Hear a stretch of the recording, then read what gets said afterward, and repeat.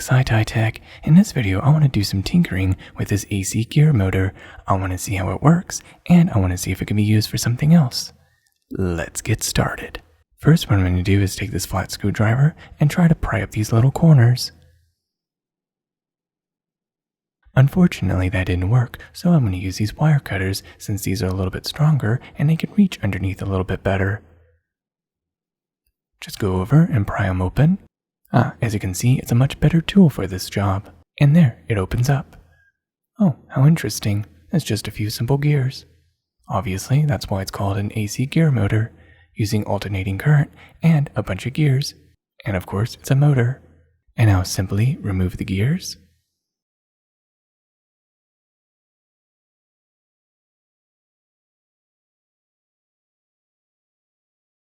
And now lift up this metal plate. Oh, how interesting. There's a little round magnet inside. Which makes sense because of using the alternating current, it passes through the coil that's inside and it causes a change of an electromagnetic field, which causes the magnet to react to it, allowing it to rotate from the frequency of the alternating current. Pull out the magnet first. It's a very nice little magnet. Not very strong, but I can probably still use this. Okay, continue removing the coil. And as you can see, it's a very simple coil. How very interesting.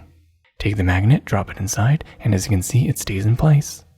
Not only there's a coil, there's also some iron that is around, which also reacts to the electromagnetic field.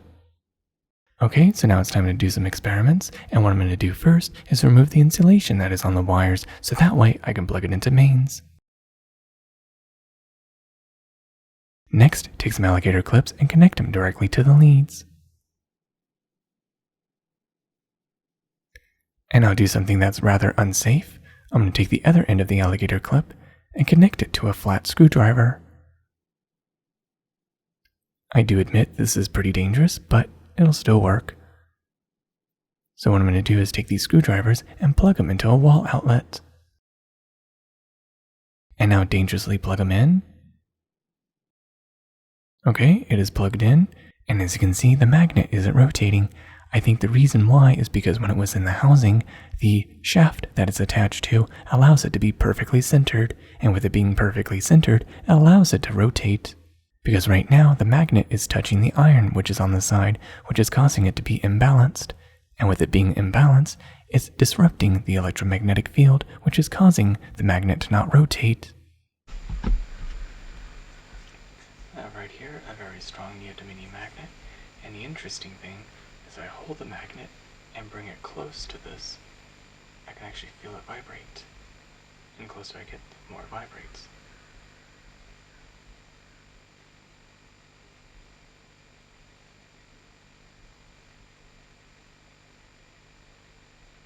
Interesting. So if I had a magnet implanted in my finger, I could just simply do like that, and I can actually feel the magnetic field. Oh, very interesting. Okay, so what I'm going to do is I'm going to go ahead and take the magnet, put on this cup, I'm going to bring it close to the magnetic field, and see if we can have it listen.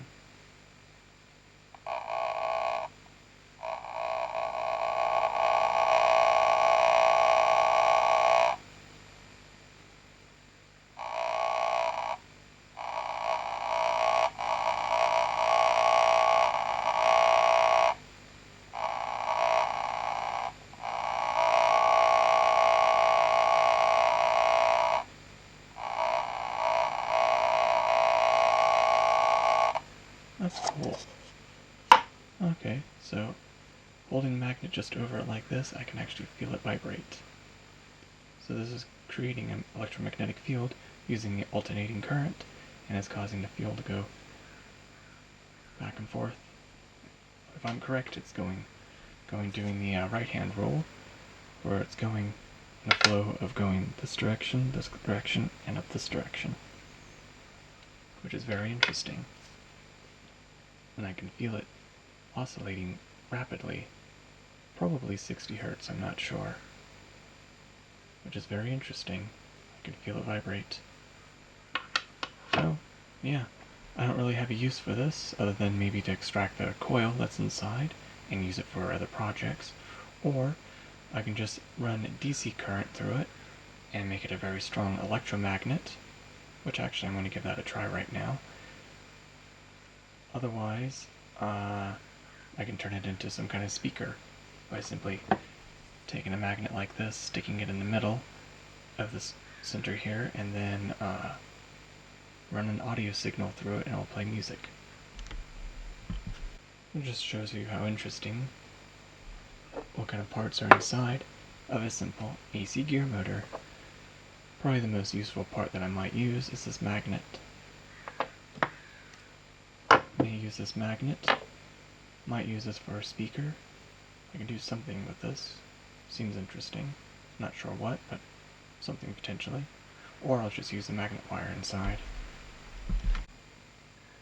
My next experiment, I have right here this audio amplifier, and I have it attached to this coil. I'm just going to simply plug it into my phone and see if it plays music.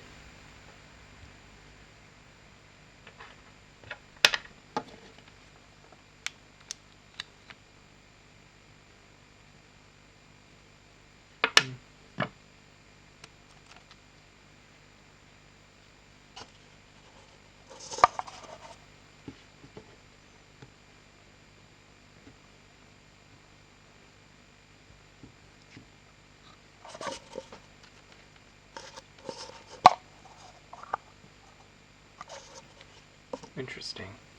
Doesn't seem like it will play music.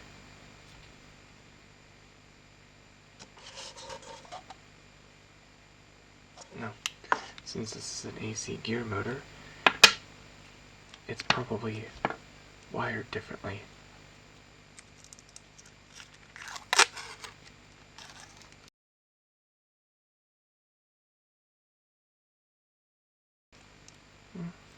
Interesting. Okay, so clearly it's wired. Looks to me like it's wired the same way as a regular speaker would be, or regular motor. Okay, so what I'm probably going to do is just keep this magnet wire here and probably use it for future projects. It's a very thin, very, very thin magnet wire, thinner than I've ever seen. So this means it can be useful for possibly thin wire applications. You see, I have this one here and it's much thicker. As you can see, it's a 28 gauge.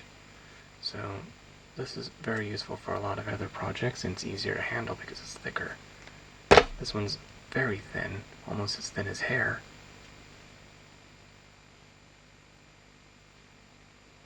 So I could possibly use this for something. Not really sure. But this is the most useful part. And this magnet is also useful. And there you have it. Now you know what's inside of an AC gear motor, how it works, and what kind of parts that are worth salvaging.